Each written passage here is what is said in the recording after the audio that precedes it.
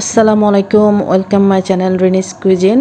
আজকে আমি তৈরি করব ঝরঝরে জর্দা সেমাই, একদম নো ফেল রেসিপি আপনাদেরকে দেখাবো ডিটেলসে কীভাবে ঝরঝরে হবে এবং পারফেক্টলি কুকড হবে সেটা। তো চলেন আমরা রান্নায় চলে যাই। আমি এখানে নিয়েছি 1 প্যাকেট কুলসন সেমাই, যেটা লম্বা সেমাই যেটা। তো এই কুলসনটা নিলে ভালো হয়, কুলসন সেমাইটা মানে একদম পারফেক্টলি ঝরঝরে হয়। তো আমি প্রথমে যেটা দেখিয়েছি, রান্নার হিটটা একদম লোতে রাখতে হবে, আর এরকম একটা সিলভারের কড়াই বা পাতিল নিলে ভালো হয়, তাহলে আপনি এটাকে ঘন ঘন নেড়ে জাস্ট ভেজে নিতে হবে আর কি। তো আরেকটা চুলার পাশে আমি এখানে আমার সেমাই ছিল 200 গ্রাম, তো আমি 300 ml পানি, মনে রাখবেন যত গ্রাম আপনি সেমাই নেবেন তার থেকে 100 ml বেশি আপনাকে পানির সাথে আপনার এখানে 200 গ্রাম সেমাইয়ের জন্য আমি 1 কাপ চিনি নিয়েছি। তো 300 ml পানির সাথে 1 কাপ চিনি দিয়ে আমি জাস্ট ফুটিয়ে নিয়ে আমার ভেজে রাখা সেমাইগুলো আমি এখানে ঢেলে দিয়েছি। তো এখন আমাকে অপেক্ষা করতে হবে এই পানিগুলো একটু টেনে আসা পর্যন্ত। টেনে আসলে আমি অন্যান্য জিনিস অ্যাড করব।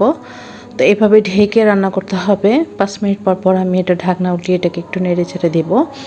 তো এখন আমি এই পর্যায়ে কিশমিশ দিয়ে দিয়েছি। আপনারা চাইলে এখানে আরও বিভিন্ন রকমের বাদাম, যেমন কাঠবাদাম, কাজু বাদাম, এগুলো অ্যাড করতে পারেন। তো আমি শুধু কিশমিশ দিয়েছি। তো এইখানে এখন আমার কাজ হবে পরিমাণ মতো পানি আর সেমাইটা ভালো করে প্রথমে যে শুকনো তাওয়াতে আমি ভেজে নিয়েছি, শুকনো কড়াইয়ে। তো এটাই হচ্ছে আপনার মেন সিক্রেট এই সেমাইটা ঝরঝরে এবং পারফেক্টলি কুকড হওয়ার জন্য।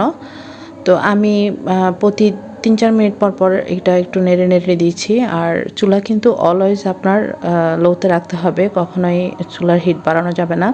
তো এই পর্যায়ে আমি দিয়ে দিচ্ছি 1 কাপ গুঁড়ো দুধ। আপনারা গুঁড়ো দুধ কম বেশি করতে পারেন, কোনো সমস্যা নেই। তো আমি এখন গুঁড়ো দুধ দেওয়ার পরে এটাকে একটু ভালোভাবে নেড়ে চেড়ে মিশিয়ে দিব। আমার সেমাইটা কিন্তু অলরেডি হয়ে আসছে। এটা হতে কিন্তু বেশি সময় লাগে না, 5-7 মিনিট, 10 মিনিটের মধ্যেই এটা হয়ে যায়।